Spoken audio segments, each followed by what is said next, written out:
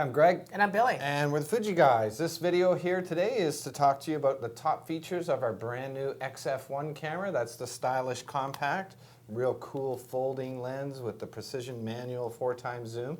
This is the same sensor and processor as the X10 and XS1, so don't let this small size and beautiful styling of this camera fool you. This is a real imaging machine. So Billy, take us through the top features. Okay. The XF1 has a unique on and off switch as well as the zoom feature. It does offer a manual zoom. There is no on and off switch on this camera. As you see here, the only way to turn on the camera is actually turn the lens. There's instructions on how to do that. You'll see that there's a little red marking right there. You rotate it to unlock it. Then you pull the lens out, and it does twist a little bit, and then it gets to what we call the standby mode. In that mode, the camera basically is off. However, it's almost ready to shoot. And when I mean it's ready to shoot, just like the X10, when you rotate that and it hits the 25mm point, which is the initial wide-angle point, the camera is ready to take pictures, and it's actually on. And then from there, you can zoom manually with the manual zoom option. I like that because, of course, you have precision to the zoom. It's quite fast. It also takes less battery power. To turn it off easily, you would actually turn it completely to the standby mode, and past that, push it down, and then lock it in place. And now you can actually put it in what's called the portable mode, and you can actually put it aside. So again, you got the portable mode, lock mode, unlock it, pull it up, put it to standby. That's the standby mode, and then turn it on to the 25mm point, means the camera's ready to be turned on. And again, you do the opposite to do that. Now, if you want just to show your images to friends and family, you don't have to pull the lens out. You can just hold the playback button for a few seconds, and the camera should power on automatically without having to pull the lens off. But of course, you can't take photos, so definitely you have to pull that back out again, and you're ready to shoot. The XF1 has a new advanced filter feature that allows you to do some cool effects within the camera itself. You change the dial to the ADV or advanced mode. You push the menu OK button, and from there you can actually select the various advanced filter features. First off, this same mode stores the panoramic mode, the pro focus mode, pro low light, multi-exposure, as well as 3D shooting. What we want to do is go into the advanced filter options, where we can then select the various sort of art filter, advanced filter effects. You got toy camera, miniaturization, pop color, high key, which over-exaggerates the brightness, and dynamic tone, and even partial colors. One of my favorite features, actually. There's different options here. You have a partial color green, and if I do that right now, you can see that pen, which is in green, shows up in green only. And again, I'll just zoom in. You can kind of see that a little bit more clearly, and everything else becomes sort of black and white. If I take a photo of it, of course, it's obviously going to save it that way. But the great thing about this feature is that I see it live. I see exactly what's going to show in black and white and what's going to be in green without having to take a photo, and that's kind of cool to see. And again, if I take a look back at the image and I zoom in on that image a little bit more for you, you'll see that that the pen is green and everything else is sort of monochrome black and white. Of course, the advanced feature has all the other things, including, of course, things like the toy camera, which is my second favorite feature, and it gives it sort of a vignetting effect, sort of like an Instagram type of image. As you can see, I take that photo, there's a little bit more contrast, a little bit more saturation, and that vignetting effect to make it look very old-fashioned. And that's just a quick look at the advanced filters found on the XF1. In addition to the EXR auto mode, as well as various scene shooting modes, the XF1 offers, of course, complete full manual controls both in aperture and shutter speeds. We take a look at the dial. You have the basic PSAM dial, which P means program auto. It's basically automatic. It controls both aperture and shutter speeds, but you have access to things like white balance and other additional exposure settings that are not available in the auto mode. You then have shutter priority, which is the S mode right there. In that mode, I can use the command dial, rotate that, and as you can see, the shutter speeds adjust. And when I push halfway down, it tells me what the aperture is going to be used at based on the setting that you have the camera and the lighting situation that you have on. You can also push as well. As you can see that you rotate the dial that way.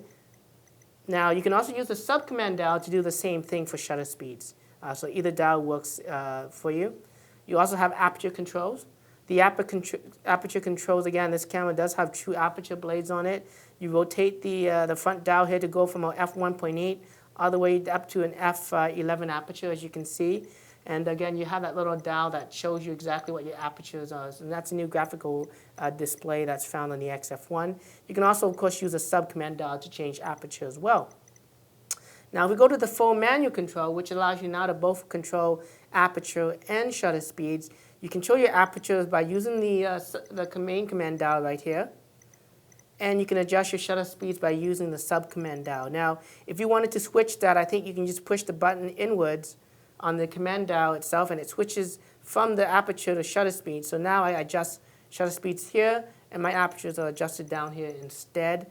And if I want to reverse that again, I just push that button, and now I have my apertures back to normal, as you can see. And that's just a quick look at how the manual mode works on the XF1. The XF1 offers RAW and JPEG shooting in addition just to JPEG itself. To turn it on, you can go into the menu, scroll down until you see the Setup tab, and it's a second Setup tab, and you can actually turn on the RAW mode from there. Right there. And you have the choice of just shooting RAW as well as RAW and JPEG, so I'm just going to select that for you right there.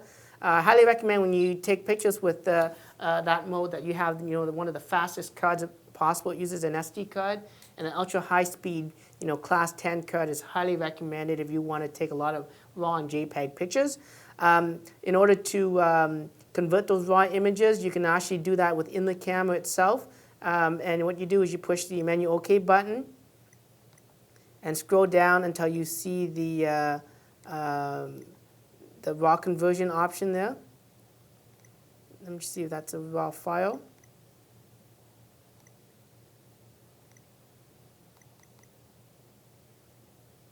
Okay. And go down to RAW conversion, sorry. And then from there, you can actually change the different settings. I can increase the dynamic range. I can add a film simulation mode, maybe monochrome instead of color. I can shift the white balance to be incandescent right there. I can increase the sharpness, make it very hard. And when I'm happy with that, I push the E function button, and it processes that RAW file and creates me a JPEG image. I can choose to store it, and I can do that right there. And as you can see, I still have my RAW files, but I also have my converted file into a JPEG. And of course, if you shoot RAW and JPEGs, you also have the standard JPEG that's taking into account the current setting that you're shooting with. Now, I showed you how to switch on the RAW function to be on and off, but you can quickly access it through the function button as well. By default, the function button gives you access to the ISO controls, but if you hold the function button for a few seconds, you can actually customize that so that it could be the on and off for the RAW button. So when now I push that button, I get quick access to the RAW features. I can turn off RAW. When I need to use RAW, I can push the function button and turn back RAW on again if I wanted to. Generally, I don't, and I like to keep the function button to be my ISO controls. And if I do shoot RAW, then most likely I'm going to be shooting RAW for every other shot, and so I'm going to keep that RAW function on anyway. So that's just a quick look at the RAW feature on the XF1. Let's take a look at the focusing feature found on the XF1. Even though it's an automatic point-and-shoot camera, you do have full manual controls, and you do have controls to various focusing points on this camera. To do that, you push the E function button, which is my quick access button. I can select the focus options, and from there, you have 49 different points that I can actually move on the screen. And in addition to that, I can also shrink and size up the focusing areas by using the command dial by rotating left, by rotating it so it's larger again. And again, that's just a quick look at that focusing feature. You can also have manual focusing as well. You could go into the menu for that. And when you get down into the focusing mode, you can select from multi-focusing, which automatically selects the various focus for you. You got continuous autofocus. You got a tracking focusing system that allows you to track on a subject, and it follows the subject, and it helps you to not only follow where the subject's in and is moving towards, but also helps reduce the lag time when you actually take the photo. And then you have manual focusing as well too. And to show you that, I'm going to push the manual focusing option. And as you can see, you can rotate this dial, and it automatically zooms in, size up, and I can actually rotate that, and I'm out of focus, and then bring that back into focus just like that. So again, very simple autofocus into focus.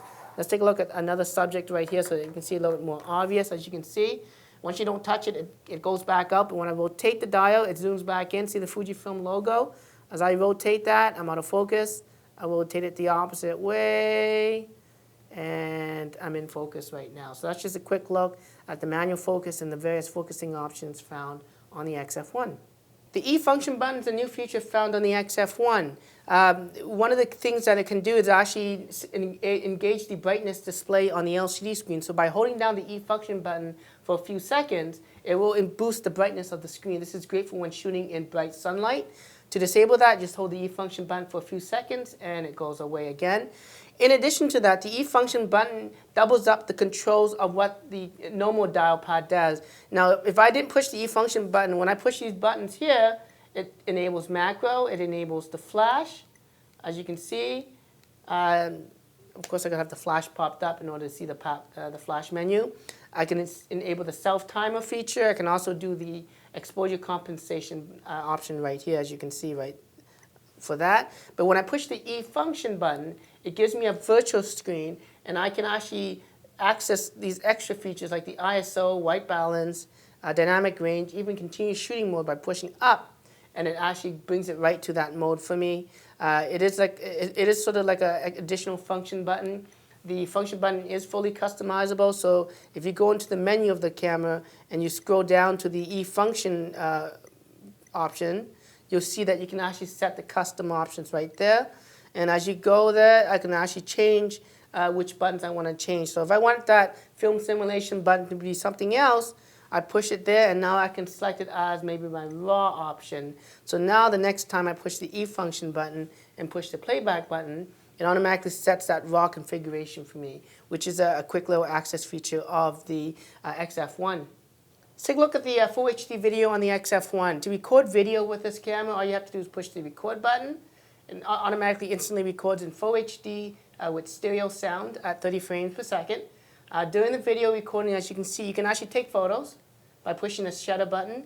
And basically, by doing that, you have no interruption to the video itself. I can stop the video by pushing the record button again. It doesn't matter what mode I'm in. It will instantly record video as I push that button.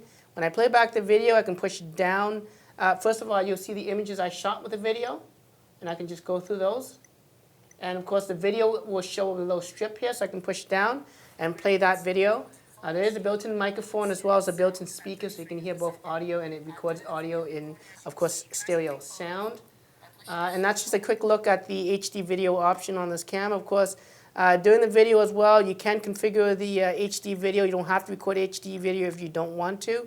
You can go to the movie setup function right there, change it from full HD to even high-speed mode at 70 frames, 120 frames, or 200 frames a second. So you can kind of do slow motion video if you wanted to do that. You can also change the focusing mode so that it's constantly focusing, which is the default, or it's just focused right in the beginning, which is center focusing. And you also have still shooting priority modes, where in movie priority, you're going to record video. When you take a photo, there's no interruption to the video except for the file is 3 megapixels in size. If you want to do still image priority mode, what's going to happen is you can get an 8 megapixel file as an image when you're doing video. However, there will be a slight interruption to that video, so I just like to leave it at the movie priority.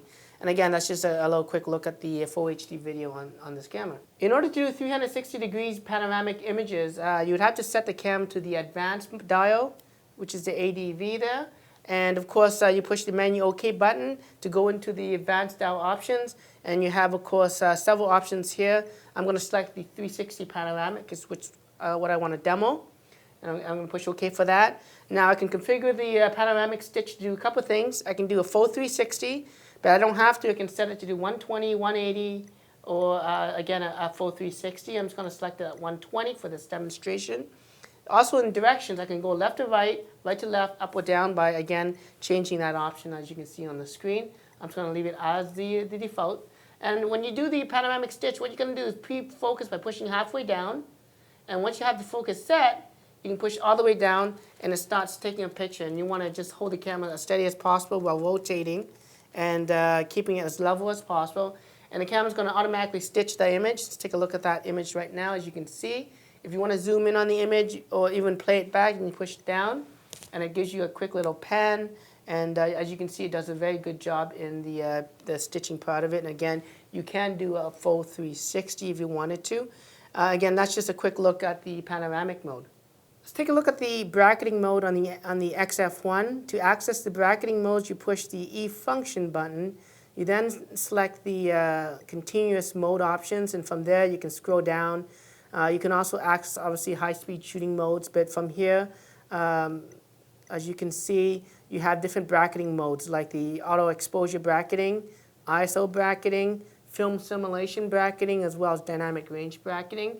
I'm going to show you the film simulation bracketing because it's probably the most obvious to see.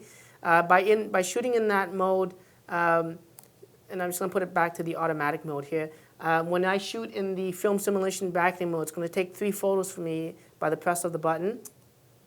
And it's going to process the files with 3 different film simulation modes: Provia, Velvia, and of course the standard film as well.